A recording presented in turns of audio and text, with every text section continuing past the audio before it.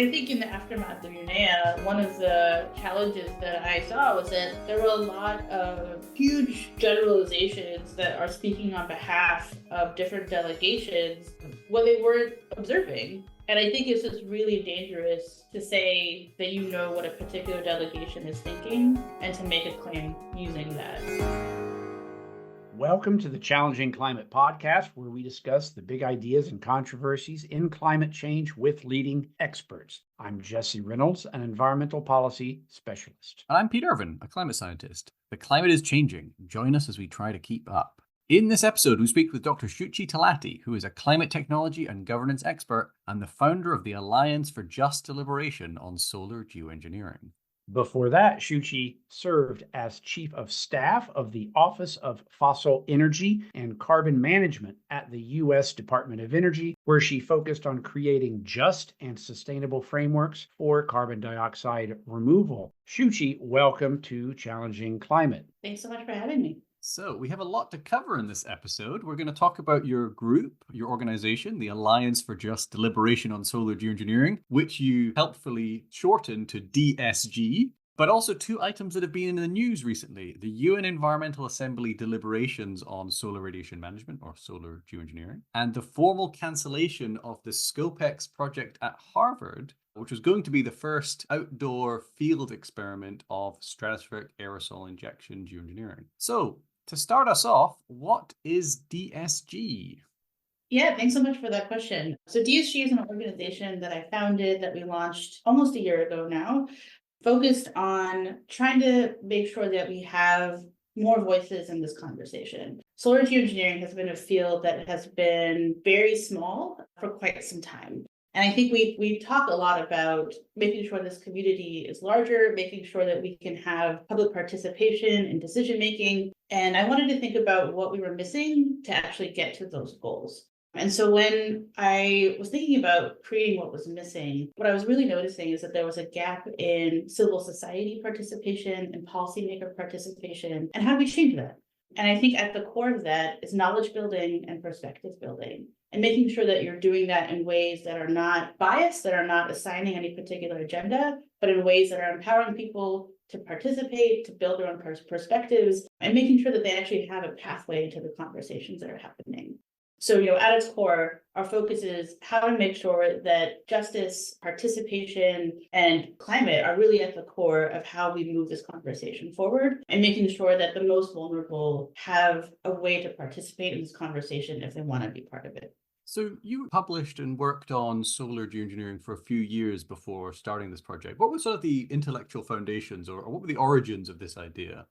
I've been in and out of the space actually for almost 15 years now. I learned about it during my master's in 2009 and was really fascinated by it. And, initially thought it was insane. I still think it's insane at its core, but so is climate change, right? And I don't really think we can keep anything off the table given how horrific, impacts will be over the next several decades. As I went through my career, during my PhD, during working for government, this is a topic that kept coming up in different ways and continued to keep my interest. When I initially started working on it in full force was when I was at the Union of Concerned Scientists, and I was building out the portfolio for the civil society organization. And what I was noticing there is I was the only full-time person in civil society in the United States, in Europe, working on this topic. And I kept being invited to these panels as this voice for civil society. And I am not a voice for civil society. I am my own voice, and maybe for UCS at the time. But it was such a stark window into how little participation there was in civil society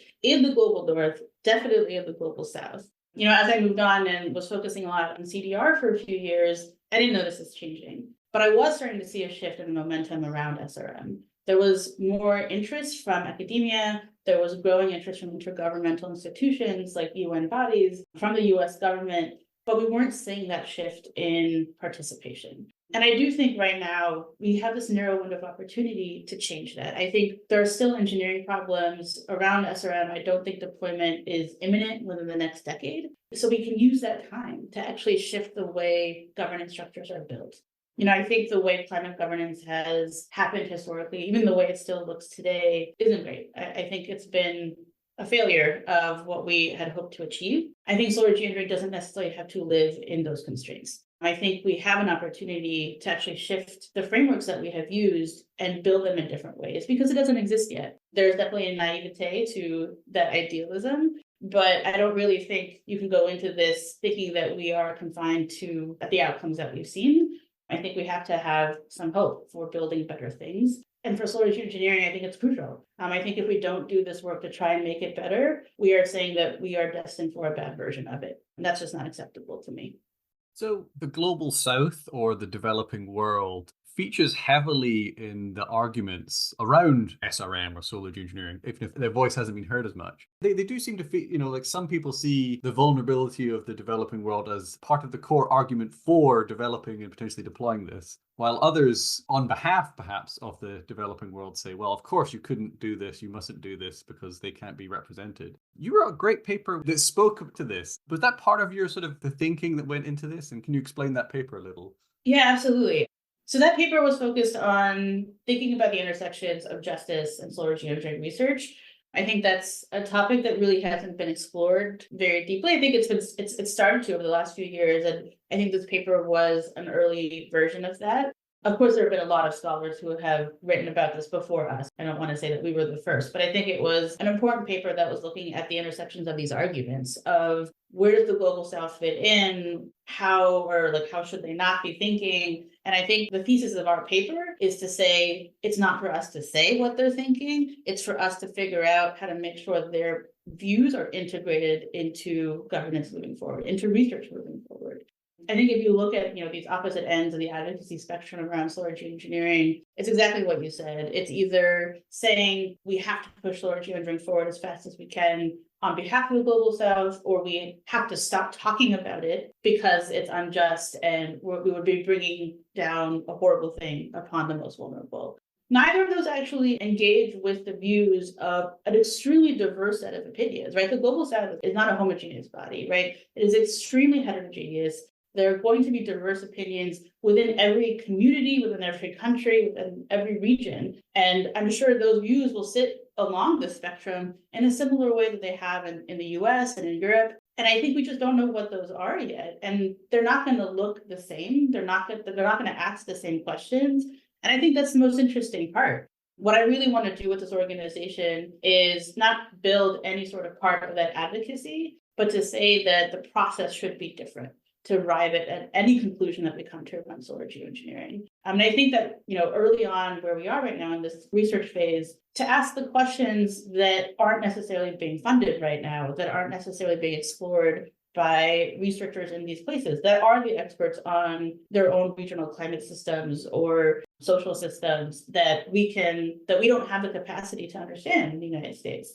And so I think as we think about this notion of the global south, what I've tried to think about is not just the global south, but the most vulnerable. And that's not just, it's climate vulnerability, I think it's historic marginalization. I think it can mean a lot of things to different people. And so I wouldn't just say, the global south, but it's also Arctic communities. I think there are communities in the global north that are also marginalized and climate vulnerable, right? And so, that's within the US and Europe as well. And I don't think the lack of capacity is also confined to the developing world. There is very little capacity of knowledge in the global north around this topic as well. There are a lot of conspiracies of the global north that I think are very pervasive that aren't in the global south. So I think there's even more misinformation in the United States.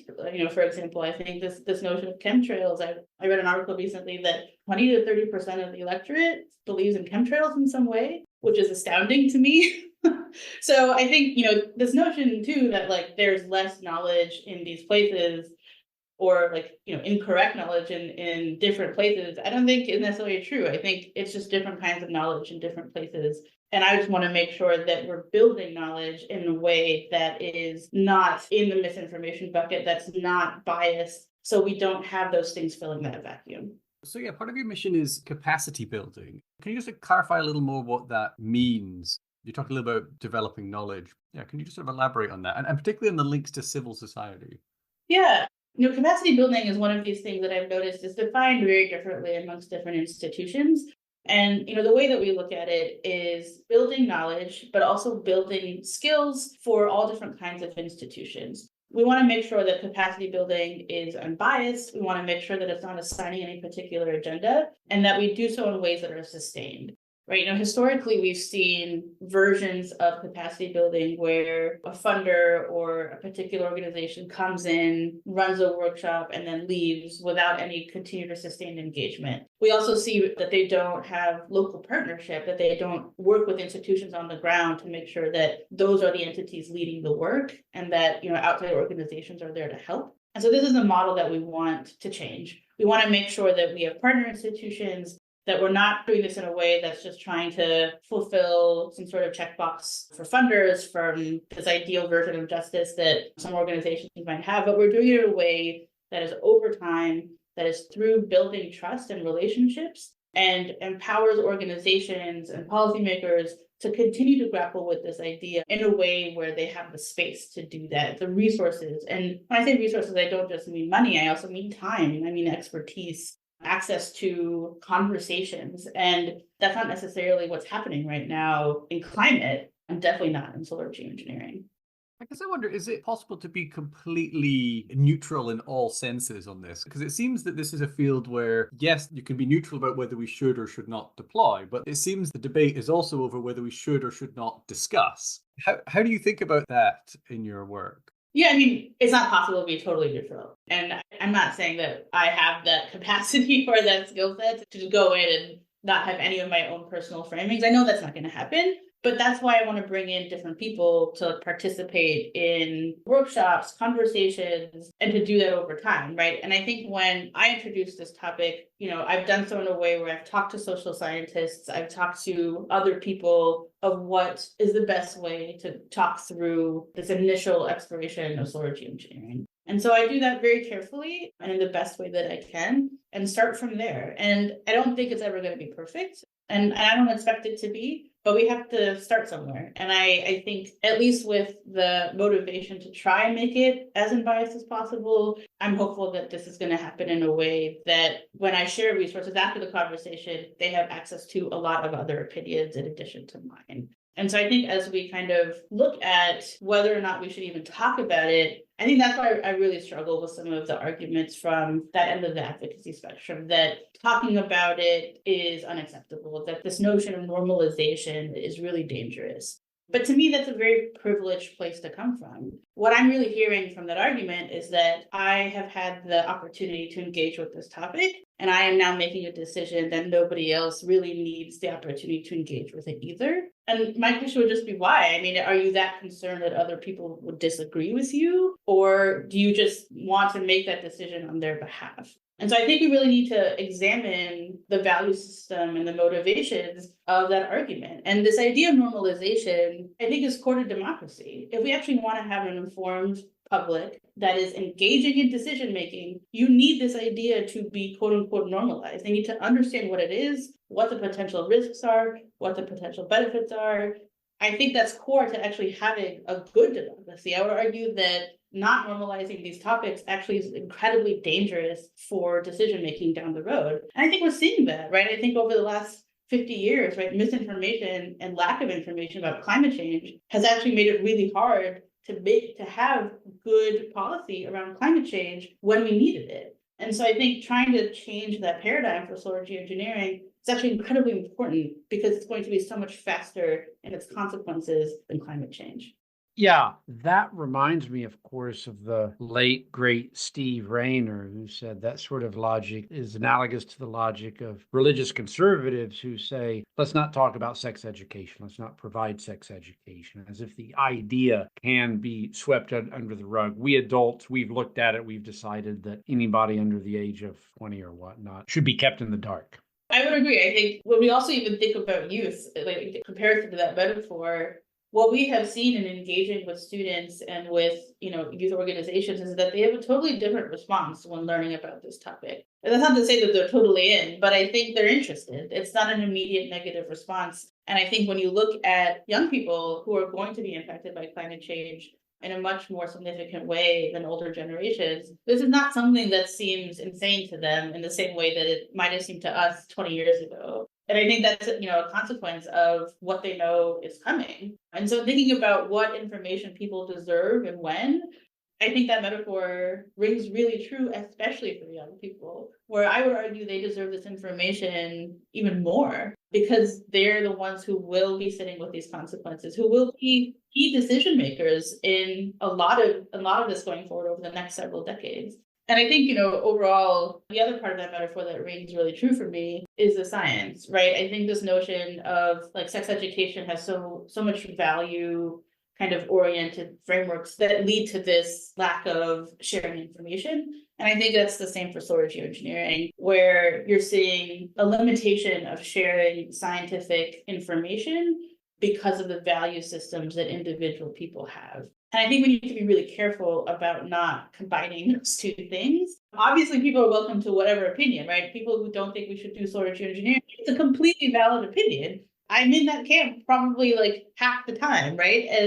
But the other half of the time, I don't know. And I think making assumptions around what people should or shouldn't think is where I think there's so much danger across the scientific field and across every major policy issue. Looking ahead a few years, maybe 5-10 years down the line, what do you hope to have accomplished with this effort? It's a really hard question because I think when we look at efforts like this one that are around capacity building and public engagement and conversations, it's really hard to gauge success.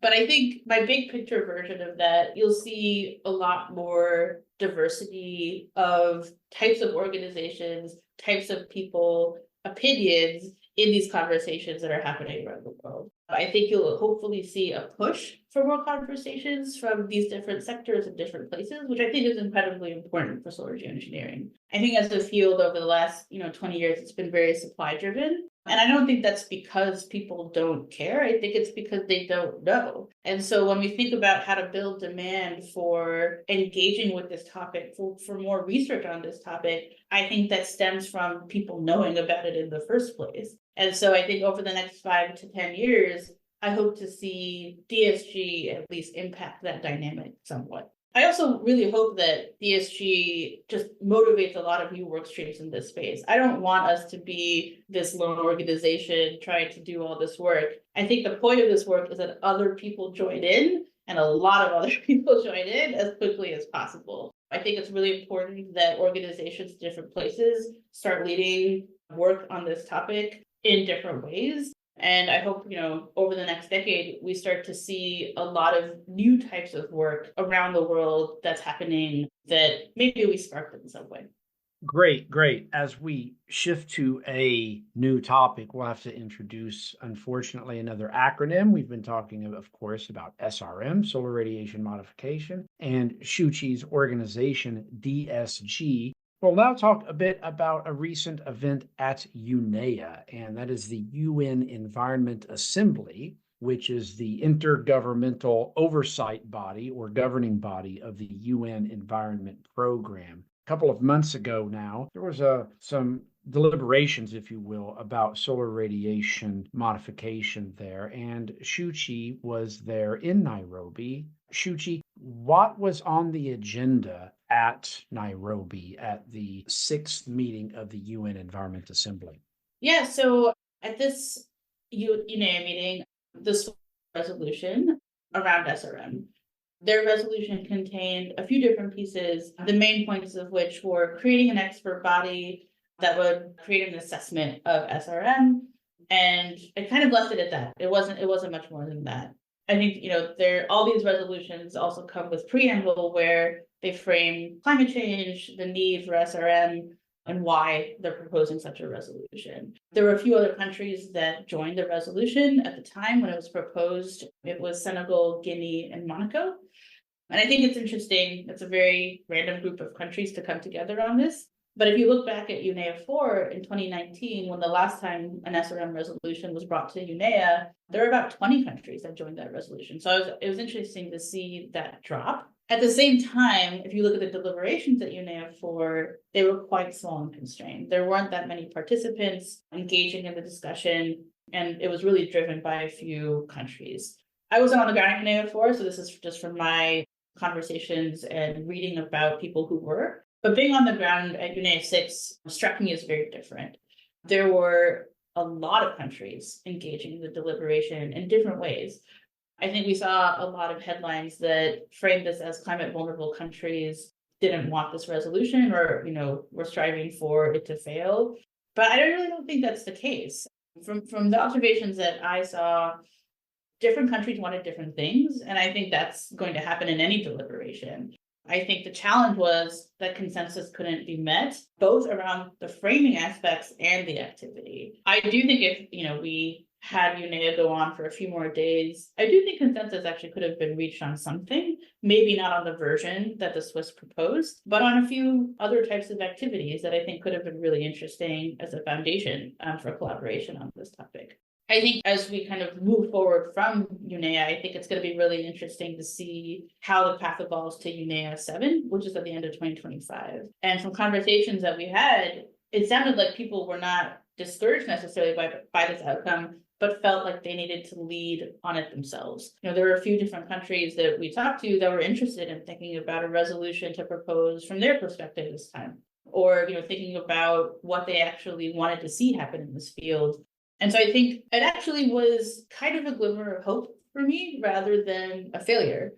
I think I was really encouraged to see how much interest there was in this conversation. And beyond that, how much interest there was in trying to learn about it. There was a clear kind of knowledge gap for a lot of people trying to engage in this conversation. And I think giving people time to understand what it is and to build their perspectives, within their governments, I think is going to be incredibly key over the next 18 months before UNEA-7. I think giving people that time is what's been kind of a key missing aspect, both before UNEA-4 and UNEA-6.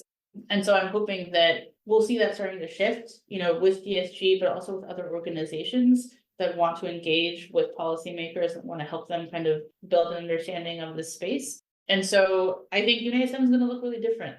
And whether or not they come to a consensus or if a resolution passes, I think the deliberations are going to be a lot more knowledgeable. I think they're going to be a lot more interesting. And I'm looking forward to that. Can you provide a bit of detail about what the disagreements were about? You described the resolution as rather anodyne. We put together an expert group, and it'll examine the state of scientific knowledge and the gaps in knowledge around solar radiation modification. What were one or two or three points of dispute among member states? I think one of the interesting disputes was actually about the preambular language. The way climate change was being framed, the way SRM was being framed in that context, there was a lot of disagreement around that. The way SRM was being introduced or explained in the resolution had a lot of back and forth. Whether or not to present language that said SRM risks or risks and potential benefits had quite a lot of disagreement. When you look at the actual operational pieces of the resolution, there was a lot of back and forth around whether an expert group would make sense, who would be part of that expert group, how it would be built and maintained. One of the proposals that came from the African delegation was actually around building a repository of information instead of focusing on this expert group. And that repository would focus on physical and social science and would be accessible and, created and maintained likely by UNEP.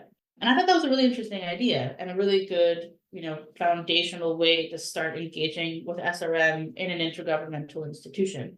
A lot of people thought that was a good idea. Some people thought it was insufficient. There were questions around how it would be created and maintained, who would actually, input things into such a database. And I mean, all of those are good questions. And I think if they had continued to talk about it, I actually think they could have come to consensus, at least around that idea. But unfortunately, time ran out, which I think is just an interesting consequence of the types of meetings that we've created, where we give people this really limited amount of time to have discussions with each other. And I mean, I'm not a multilateral fora expert, but I think that was a huge challenge that I saw of these really arbitrary constraints on coming to a decision, right? And a very limited window of opportunity to even introduce or decide upon a resolution. And so I don't have a lot of insight into why or how those systems got built, but I do think there's opportunity down the road. A lot of the framing that came out of UNEA over the last month has been that the U.S. was the advocate of continued SRM research, and they represented a minority view of countries. I'm paraphrasing a tweet, by the way, from an opponent of SRM research. And she wrote that at UNEA, a minority of countries led by the US advocated for continuation of SRM research. A strong coalition of Global South countries, spearheaded by African group, vehemently opposed legitimizing SRM. Is that axis of the US representing a minority and calling for more research, and developing countries, particularly led by Africa, resisting this push? I think it was picked up by the news media and has been echoed as well. Do you think that that's an accurate representation of what happened? I think there are pieces of it that ring true, but I think it's a vast overgeneralization.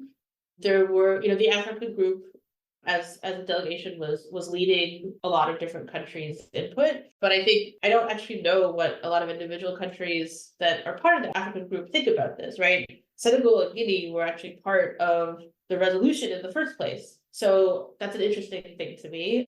I think that particular quote, I think, is a huge generalization of how the Africa group kind of came off to me. I don't think they were necessarily saying they didn't want any research or they didn't want continued discussion. I think they just had different opinions of how it should be framed, and being a lot more kind of risk averse to kind of the SRM space broadly. I think that's true. But I think this notion, this like climate vulnerable country coalition pushing against SRM research just isn't true to me from what I saw. And I was observing every deliberation that I could about SRM. I think a lot of different countries wanted different things around SRM. There were suggestions of activity around public participation, around capacity building. And I think asking for a repository of information, which is what the African group proposed, I think at its core is asking for access to knowledge. It's asking for more knowledge. And I don't think that means they're pushing against research.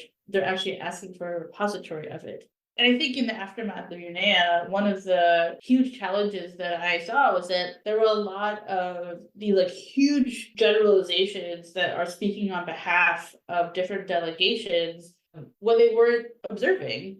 There weren't that many people observing virtually. There weren't that many people in the room. And I think it's just really dangerous to say that you know what a particular delegation is thinking and to make a claim using that. Very broadly speaking, the way a lot of these deliberations go, oftentimes it's the delegation on the ground that's making decisions in real time that may or may not have a relationship or, is in alignment with how the rest of agencies or people in the capitals might think of a lot of these countries, right? And I say that for all countries. I say that for the US, for Europe, for any country that was in these delegations. But just broadly speaking, it's just the nature of negotiations that a lot of these decisions come to on the ground decisions. And so using anything that happened on the ground to paint a picture of what an entire country or an entire group of countries thinks, I think it's just really dangerous to do. I think to your other question of the US, the US had a lot of opinions. I think the US is also doing research on SRM, publicly funded research. And so they're not going to push against research. I think they want to see that research to continue to move forward. I don't think there was necessarily a really hard push in the context of the resolution around pushing research forward, because that wasn't the context of the resolution. I think the US definitely had a bit of a coalition around the way they were framing SRM and kind of the support of, I think, the field broadly and seeing it move in a forward way for research. But I don't know. I think there's oftentimes a push to paint the US as a nefarious actor. I don't think that's the case personally. And I think working with the US now is important given the context of what happens in the 2024 elections, right? I think political volatility is a huge problem in the United States. And so how this country will engage on SRM next year is such a huge question to me and terrifies me, to be honest. I think we've seen interesting responses to SRM from the Republican Party based on the White House report that came out last year from the Biden administration. They were responses that I wasn't expecting, which were a huge pushback. And I think because it came out of the Biden administration, one of the kind of main themes that I saw was climate alarmists are so crazy, they now want to block the sun, which I never actually would have expected as a political response for the Republican Party. So I feel like we really don't know how the next few years are going to go in this country. I'm sorry, I veered off on a bit of a tangent about US politics specifically, but all this to say is that I don't think the US even has an actual coordinated position yet.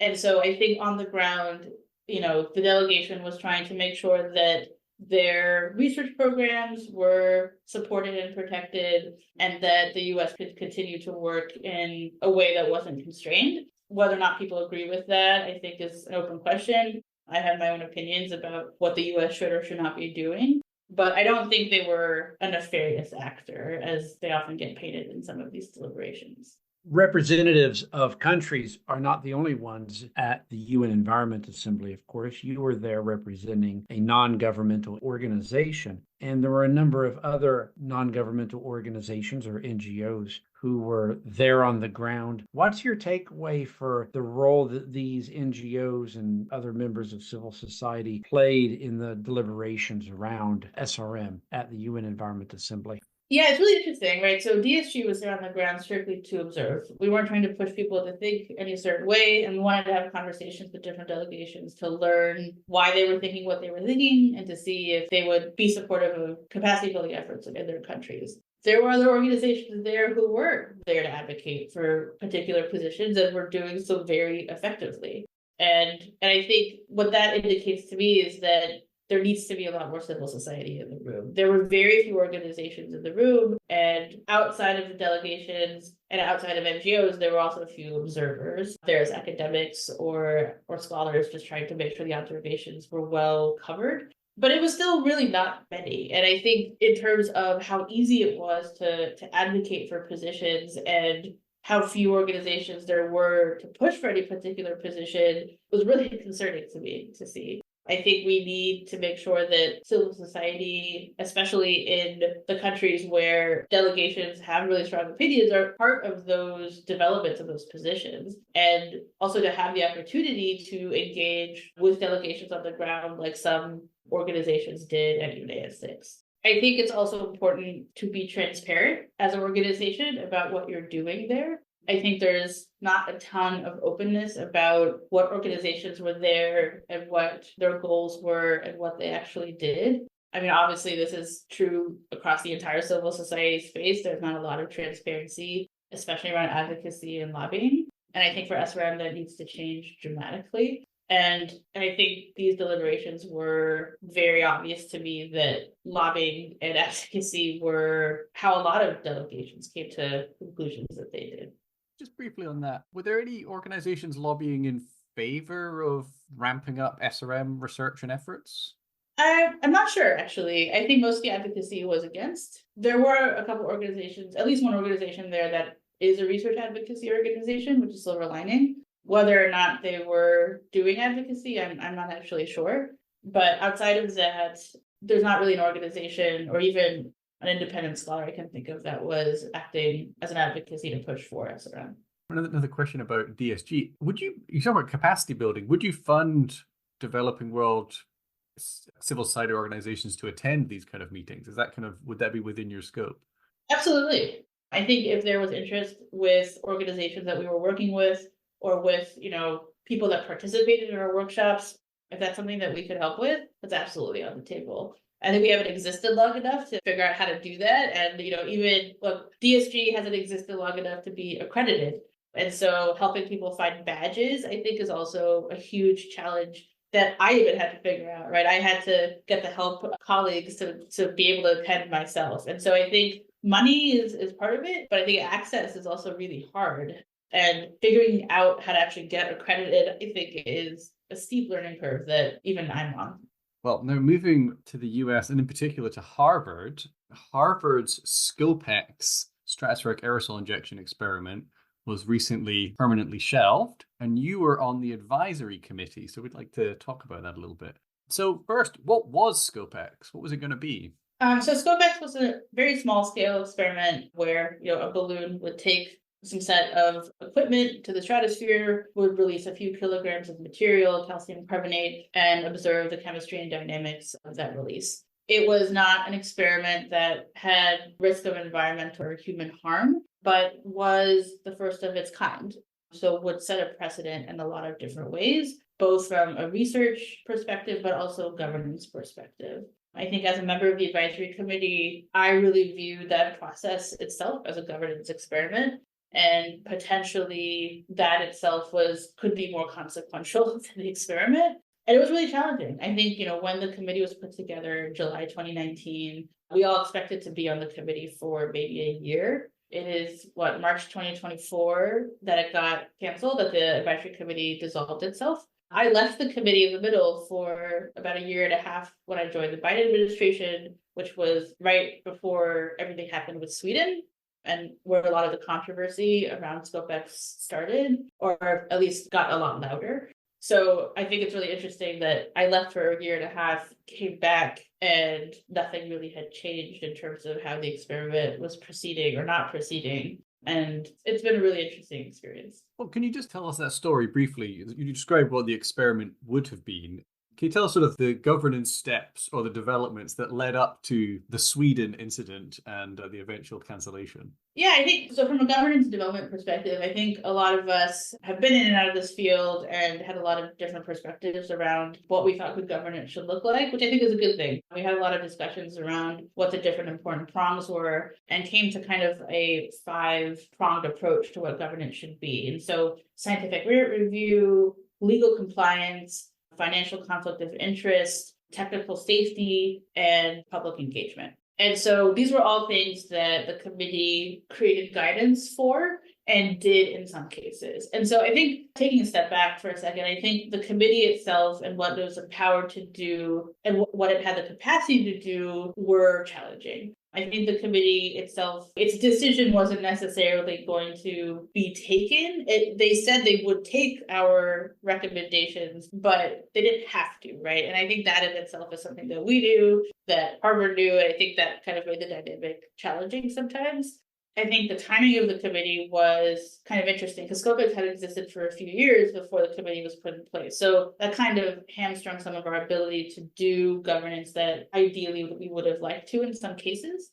And then I think lastly, as we kind of think about what the committee could do, right? So all of us were volunteering our time. We were not paid to be on this committee. We all had full-time jobs.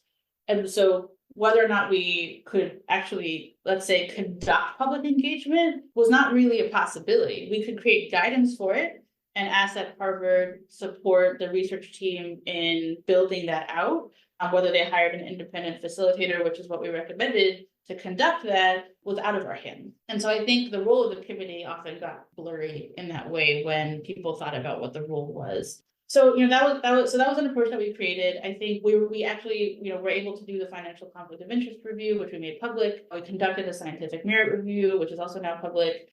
And we could never really do a full legal compliance review because that depended on the location of the experiment, which was never fully decided upon. And we couldn't, same reason why we couldn't do public engagement. We did do a technical safety review before Sweden to make sure that the platform was technically safe and the balloon engineering and all of those pieces were analyzed. But everything else kind of was put on hold before a location could be picked. I think in the lead up to Sweden, my understanding was that the research team was having trouble finding a balloon company for them to be able to test the platform in the United States. So they started looking abroad. They found the Swedish Space Corporation in Sweden that was willing to help them test the platform. My understanding, again, is that they were not going to conduct the experiment there. They were not going to actually do any sort of particle release in Sweden. It was just to test the balloon and the platform to make sure that the engineering itself worked. I think in the context of that, there was an assumption that that doesn't really matter as much for public engagement and that public engagement would be done for the actual experiment itself. Obviously, that's not how it was perceived. And I think that is a huge learning experience for the solar geoengineering research community. And I think one of the other challenges there too is that the committee wasn't equipped to address international issues, right? The committee was designed and built in the context of a domestic experiment. We didn't have any Swedish membership of the committee. We didn't speak the language. And so our guidance, I think, was not prepared for that type of situation.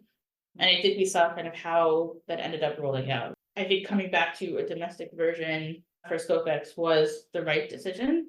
I think it should have been domestic in the first place because that's how the committee was designed. We did have some international membership. but not Swedish. And if we don't have Swedish expertise, we're not going to know what the potential pitfalls could be to then design governance for. Well, could you just, sorry, we talked a lot about Sweden. Can you just explain what happened? Because it wasn't the actual field test, but it was an engineering trial that was planned. Can you just explain that and then the consequences? Yeah, so this is when I was off the committee. So my understanding was that they were going to just test the platform itself, the balloon, not any sort of particle release or any sort of the actual experiment. The Swedish Space Corporation would be the one who would take charge of that launch, and the place that it was going to do that was a Sami community. The Sami are an indigenous group across the Arctic, and they have a sovereign council that governs their communities. And we received a letter that said that they did not want that to happen on their territory. And so we take that into consideration and think about what the consequences were of moving forward or not. And so I think the aftermath of that, which the letter was public, the committee responded publicly to say, we received this, we appreciate your input. And, eventually the committee recommended that the research team not engage in Sweden. Am I right that it was the balloon provider in Sweden was the Swedish Space Institute or organization? They pulled the plug first. And they also pulled the plug. Yeah. I mean, it kind of all happened together at the same time. I think the Swedish Space Corporation probably didn't expect this much controversy or pushback. I think it's a community they've done balloon launches in before, so I think it was a surprise to them. From the committee, I think they were seeing a lot of pushback in the media and, with the letters that they received from the Sami Council. And, the research team was obviously in the middle of all of it too. And I think this collective understanding that this should not move forward in this context kind of happened together. So I guess in some areas where you might do public engagement on a research topic, nobody knows what's going on. You're kind of consulting or engaging a naive public that may or may not be affected by your experiment, your activities. So it might affect their interest or not. In SRM, it's not just the research group and the public. There are campaigns out there to try to stop research. Did this effort anticipate that? And how should governance and outreach efforts, should they operate differently when there's a conflictual environment? Yeah, I mean, absolutely. I think there were advocacy organizations that probably engaged with the Sami Council. I mean, I don't know for sure. I don't want to speculate incorrectly, but I mean, I saw a lot of similar talking points from some of the oppositional organizations in why the Sami also didn't want the experiment to happen.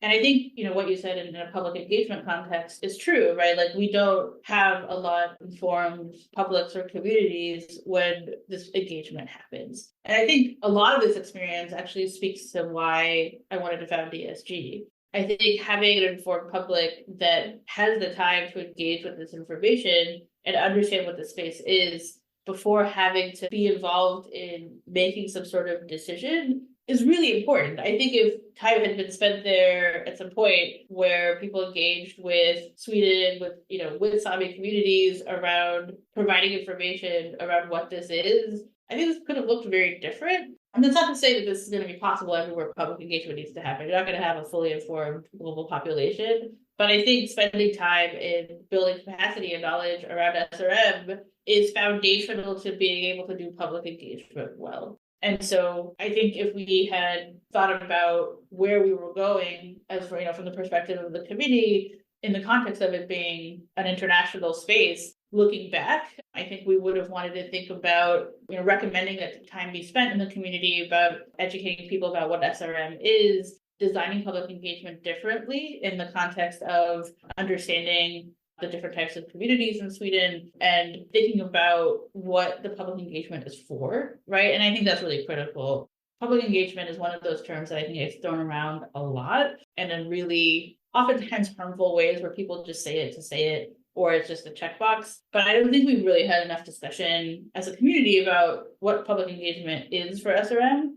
There are so many different goals, potential goals around engagement and potential outcomes that you're looking for, right? And so informing a community is not the same as co-decision making with them. And I think being very clear about what your goals are with the people you're engaging with is so important to designing any sort of process. Being very upfront about whether or not you're going to take their input, and then also being upfront about what you did with their input after a process. All of that matters to the perception of a research experiment. it's not just the research itself. And I think that is oftentimes lost on the research community. I'm a trained scientist, I'm an engineer. And so this is a community that I was in for a really long time. And I think there's a notion that the science is in a silo, but perception is going to take into account so many different things. And I think for SCoPEx, that's absolutely true. I think we saw some of that in Sweden. I think we would have seen it no matter where SCoPEx would have happened in the United States. And the last thing I'll say about this is that I think one of the big challenges for SCoPEx is that this was the first of its kind. There was no model that we had to try and build guidance off of. And so thinking about the global context of solar geoengineering and the local context of an experiment was insanely hard. I don't think the model that we created is the end-all be-all. I think it needs to continue to be iterated upon and improved drastically. But I do think there has to be a global context for it, right? And I think especially because the research teams called it a solar geoengineering experiment, which they didn't necessarily have to do, I think we had a responsibility then to create a precedent for governance. Anyways, I'll stop there. But I think that there's just so much in there of what the best things around governance should be and what happened and why it happened. And I think we're going to be learning and continuing to talk about SCoPEx for a really long time. I very much appreciate your comment that there's often a lack of clarity about what the goals of a specific public engagement exercise are. And so my question, of course, that follows might depend upon what those goals are. Having said that, in the case of SRM, there is usually an addendum that government, of course, requires public engagement. How might those who implement such recommendations know when there's been enough? What is the criterion for saying public engagement has gone on? We've heard some opinions, we've had some conversations, and it's time to wrap up this phase. I think it depends on what people actually want to see from it, right? And I think we've seen this as an issue for all different types of legislation where public engagement is part of it. I think we've created, oftentimes like public comment periods for different types of rulemakings in the United States. I think we've seen things where people will go to communities and tell them about what they're doing. But the challenge I have in this space, and I continue to struggle with it, is that there's really no clear definition of what is good.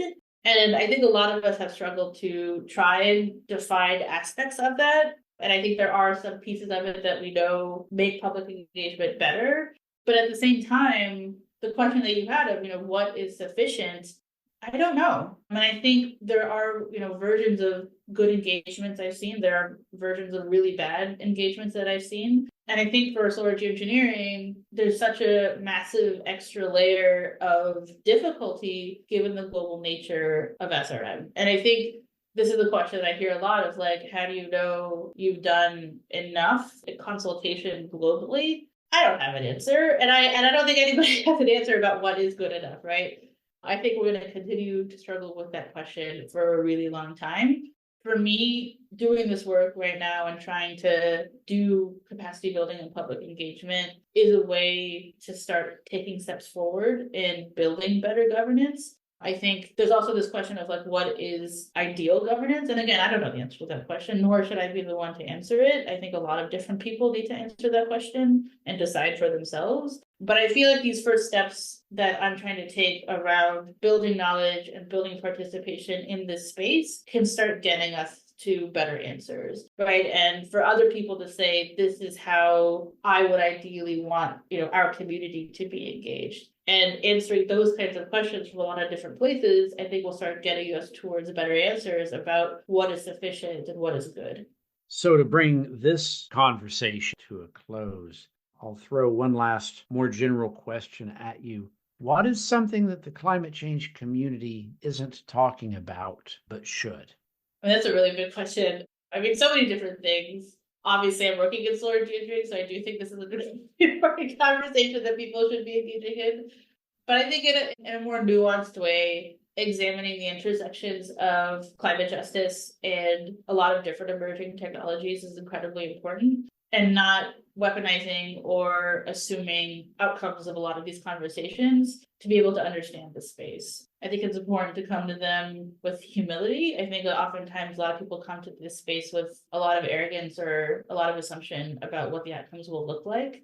And so I want people to come to this space in a more open way and in a way that doesn't trivialize this type of technology. Because I think that has been the case for the last 20 years of it's not just taboo, but also the sense of why would you work on that? And I don't think that's a good way to come to this. What I would really hope is that people start thinking about SRM in a way where we're not going to avoid this conversation and it's not going to go away. So how do we actually make it better? That would be my extremely naive answer to that question.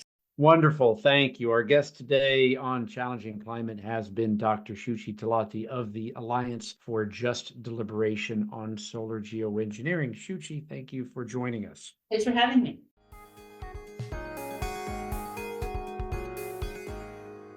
Well, thanks for listening. Please rate or review us on Apple Podcasts and elsewhere, and consider supporting us on Patreon. That's patreon.com/challengingclimate.